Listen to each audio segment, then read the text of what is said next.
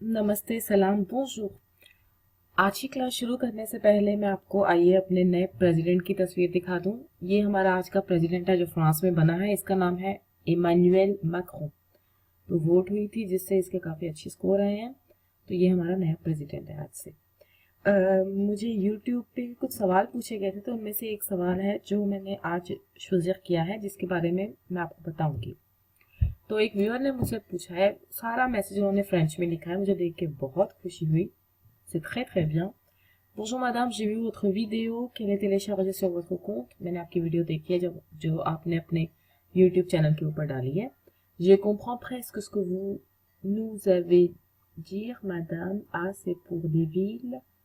जो आपने कुछ उसमें बताया है मुझे सारा कुछ समझ आ गया है। जब आ की बात होती है तो व्हील शहरों के नाम लिए जाते हैं, और ए ओ से pour pays. अगर ओ या ओ यूज हो तो कंट्रीज के नाम के लिए यूज होता है उनके आगे। पहला जो suis bien d'accord avec vous, तो जो व्यूअर है वो मेरे साथ एग्री है कि जो मैंने बताया वो बिल्कुल सही है। Mais madame, des fois j'ai entendu que les gens sont dire comme ça, par exemple je vais à chez lui, je vais au chez de médecine। लेकिन कभी कभी मैंने सुना है कि लोग कहते हैं je vais à chez lui, je vais au chez de médecine।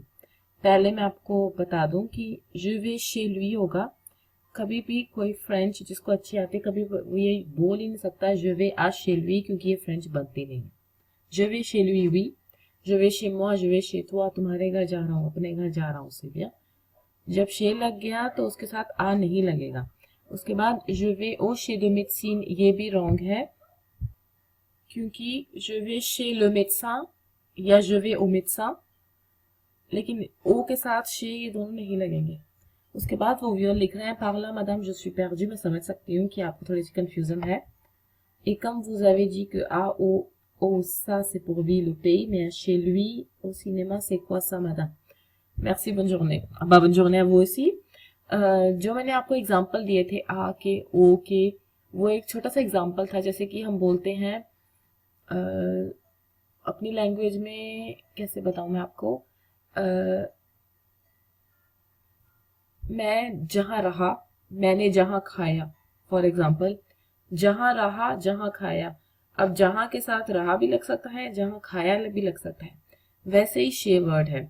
शे मैंने आपको बस एक छोटा सा एग्जांपल दिया था कि मैं अगर अपने बारे में अपने आप को प्रेजेंटे कर रही हूँ या अपनी कंट्री के बारे में बता रही हूँ तो आ, ओ, शे ऐसे लगते हैं। लेकिन वो सिर्फ अकेले एग्जाम्पल नहीं थे, ये वर्ड्स अलग अलग जगह पे लगते हैं। तो मैंने आपको सिर्फ एक एग्जांपल दिया था आ, ओ का। लेकिन je vais chez le médecin, je vais chez lui, ये भी सही सेंटेंस है, लेकिन ये जो आपने आ ओ लिखा है ये गलत है। एक ही वर्ड को हम काफी कंडीशंस में अलग अलग तरीके से यूज कर सकते हैं। मैंने बस एक छोटा सा एग्जांपल दिया था। आई होप कि मैंने आपके क्वेश्चन का जवाब दे दिया है। अगर नहीं समझ आया तो आप मुझसे दोबारा से ईमेल करके पूछ सकते हैं। उसके बाद मैंने एक चीज नोट की थी, काफी टाइम पहले एक व्यूअर ने भी मुझसे रिक्वेस्ट की थी और मैंने खुद नोट की है।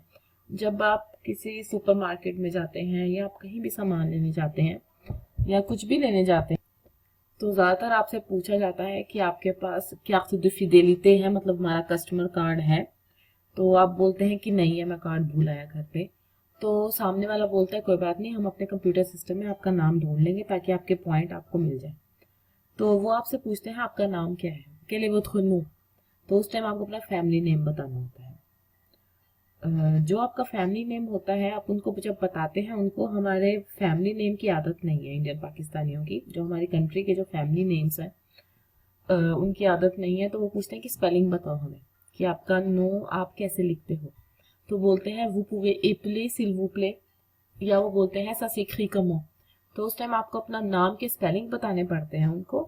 प्रॉब्लम ये है कि हमें जब फ्रेंच अल्फ़ाबेट आते नहीं होंगे तो हम स्पेलिंग कैसे बताएंगे किसी भी चीज़ के। तो आज की वीडियो मैंने उसके ऊपर बनाई है, अल्फ़ाबेट्स के ऊपर। अब अल्फ़ाबेट्स एक ऐसी चीज़ है जो थोड़ी सी मुश्किल है, क्योंकि जब हम आमने सामने नहीं पढ़ रहे होते, कंप्यूटर पे करना होता है, थोड़ा मुश्किल होता है। तो मैंने अपनी तरफ से बेस्ट एग्जांपल लिए हैं ताकि आपको अल्फ़ाबेट्स की प्रोनाउंसिएशन में सही तरीके से बता सकूं। आई होप कि आपको ये वीडियो सुनने के बाद थोड़े अल्फ़ाबेट्स बोलने या किसी काउंटर पे जाके अपना नाम के स्पेलिंग बताने आसान हो जाएंगे। तो आइए शुरू करते हैं। सबसे पहला अल्फ़ाबेट है आ। जैसे कि हमारी लैंग्वेज में अगर मैं किसी वर्ड को बोलूं जिससे मिलता जुलता है जैसे किसी को कहते हैं आजा, वो जो आ होता है जो बोलते हैं आजा आ, वो वाला आ है। दूसरा वर्ड लेते हैं अल्फाबेट बे। अब बे किस वर्ड से मिलती जुलती प्रोनाउंसिएशन है, जैसे कि हम अपनी लैंग्वेज में बोलते हैं बेइज्जती, किसी की बेइज्जती करना, बे, वो वाला बे है।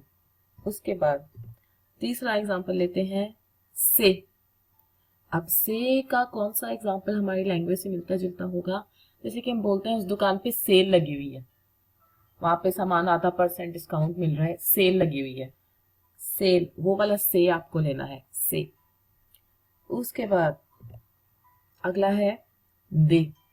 अब दे किससे मिलता जुलता है, जैसे कि बोलते हैं मैं देर में आऊंगा, मैं मुझे देर हो रही है, देर होना, देर, तो वो वाला दे लेना है आपने, दे। अब ये वाला अल्फाबेट है, कुछ लोग इसको बोलते हैं ओ, कुछ बोलते हैं कुछ बोलते हैं कि मैंने खुद सुना है अपने एशियंस को सुपरमार्केट पे काउंटर पे खड़े हुए या किसी कपड़े की दुकान पे मैंने एक बार देखा था, तो वो जब बोल रहे थे वो बोल रहे हैं ओ। अब ये ओ तो है नहीं, अब ये अल्फाबेट कौन सा है, फ्रेंच में इसको बोलते हैं अ।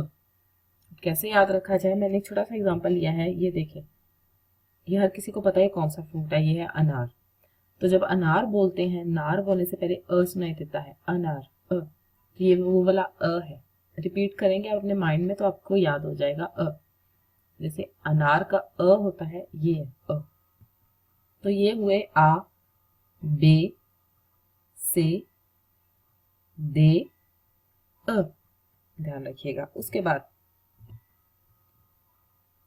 एफ, जैसे इंग्लिश में बोलते हैं एफ, वैसे ही सेम है एफ, इसमें कोई फर्क नहीं है। अब ये वाला अल्फाबेट थोड़ा सा मुश्किल है, इसे बोलते हैं जे, क्योंकि इंग्लिश में ये जी होता है लेकिन फ्रेंच में ये जे होता है। अब ये से मिलता जुलता कोई अल्फाबेट हमारी लैंग्वेज में इतना है नहीं, तो मैंने छोटा सा एग्जांपल लिया है। ये पिक्चर तो आप सबने देखी होगी, ये जवानी है दीवानी, तो इसका जो ये है वो वाला ये हमारी इसमें आएगा, ये जवानी है दीवानी, ये अ, एफ, जे। उसके बाद अब ये है आश, इंग्लिश में इसको एच कहते हैं लेकिन फ्रेंच में आश। अब आश कैसे याद हो जाए, क्योंकि लोगों को बहुत भूलते हैं अल्फाबेट।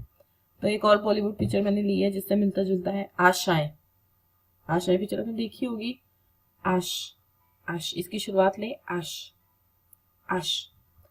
उसके बाद अगला अल्फाबेट है ई। अब ये आई नहीं है, फ्रेंच में इसको, सॉरी इंग्लिश में इसको आई बोलते हैं, हमारी लैंग्वेज में ये ई है।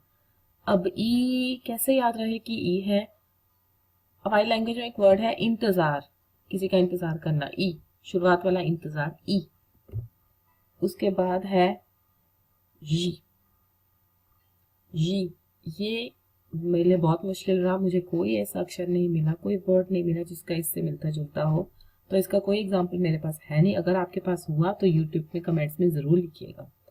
तो ये बनता है एफ, जे, आश, ई, जी।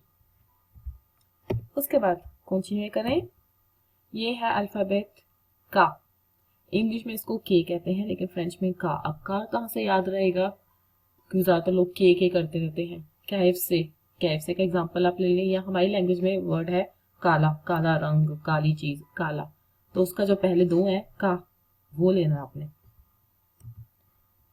उसके बाद एल, जैसे इंग्लिश में एल होता है, एल, ये हर किसी को पता है, इसमें कोई मिस्टेक नहीं होती। एम, एम में भी कोई मिस्टेक नहीं होती। एन, एन में भी कोई मिस्टेक नहीं होती, वही सेम टू सेम है इंग्लिश वाले। उसके बाद ओ, ओ में भी कोई गलती नहीं होती, तो का, एल, एम, एन, ओ। उसके बाद अगले अल्फाबेट्स आए, ये है पे। नॉर्मल इंग्लिश में इसको पी कहते हैं, हमें पे कैसे याद होगा, ये देखिए, ये है पेंट, पेंटिंग करने वाला पेंट। तो पेंट को जब बोलते हैं शुरुआत में हमें पे सुनाई देता है, पेंट, पे, तो ये हमारा पे है। ये वाला भी अल्फाबेट बहुत मुश्किल है बताना, क्योंकि हमारी लैंग्वेज में इसे मिलती जुलती कोई चीज नहीं है, क्यू। अब कैसे करें क्यू, मैंने बहुत सोचा, एंड में मैंने एक वर्ड हमारी लैंग्वेज में है क्यों, क्यों ऐसा कर रहे हो, किससे पूछना क्यों, तो वो क्यू का जो एंड में यू सुनाई देता है उसको थोड़ा सा साइलेंट करें, थोड़ा कम लें, उसको हल्का लें, क्यू। आई होप कि आपको पसंद आएगा एग्जाम्पल क्यू। इससे अच्छा एग्जाम्पल मेरे पास है नहीं। सबसे बड़ी प्रॉब्लम इससे अगला अल्फाबेट। जब आप ये अल्फाबेट सुनते हैं, ये सबकी प्रॉब्लम है। आर, कोई इसको बोलता है, कोई इसको एर बोलता है।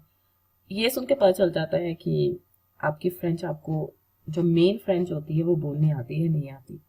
अब इसका मैंने बहुत सोचा, हमारी लैंग्वेज में ये है नहीं ये वर्ड, तो इससे एग्जाम्पल मिलता जुलता भी कुछ नहीं है। एंड में मुझे एक ही सॉल्यूशन मिला है, तो वो है, जैसे कि हम बोलते हैं, इसको बोलते हैं एर। अब एर कैसे बोलेंगे? जो अल्फाबेट शुरुआत में ए बोलना है उसके साथ, जैसे कि जब हम घराटे मारते हैं सोते समय, तो गले से आवाज निकालने की कोशिश करें, तो ये बन जाएगा एह। तो आपको ऐसी आवाज की प्रैक्टिस करनी है। जब आप सोते होंगे अपने आप आपकी प्रैक्टिस होती होगी, आपको पता नहीं होता होगा, लेकिन दिन में भी प्रैक्टिस करें। एह, जो ख जैसे आप रात को बोलते हैं, जब सो रहे होते हैं, घराटे मारते हैं, तो उसका ख जैसे गले से आवाज आती है, तो ये है एह। उसके बाद एस, जैसे इंग्लिश में होता है एस, इसमें कोई प्रॉब्लम नहीं है। अगला है टे। अब टे को कैसे याद करेंगे? इंग्लिश में तो इसको टी कहा जाता है। टे का मैंने एग्जांपल लिया है, जैसे कि बोलना तेरे नाम, तेरे लिए, वो वाला ते वो वाला शुरुआत में। तो यहाँ पे बनता है पे, क्यू, एर, एस, ते। उसके बाद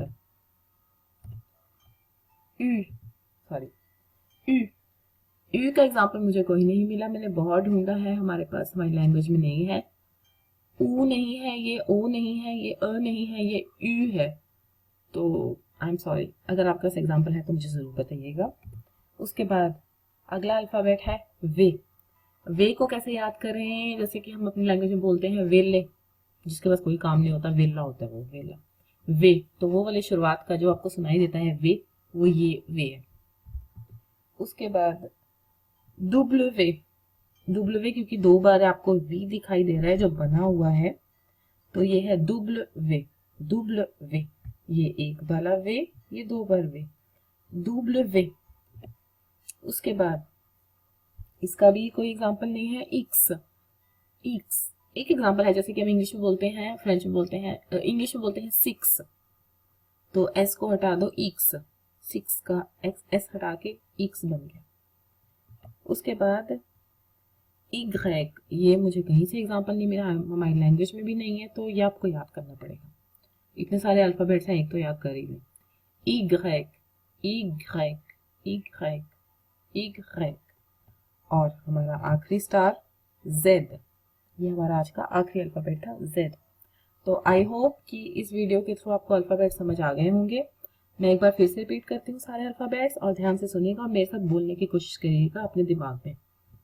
आ, बे, से, दे, अ, एफ, जे, एच, ई, जी, का, L, M, N, O, P, Q, R, S, T, U, V, W, X, Y, Z।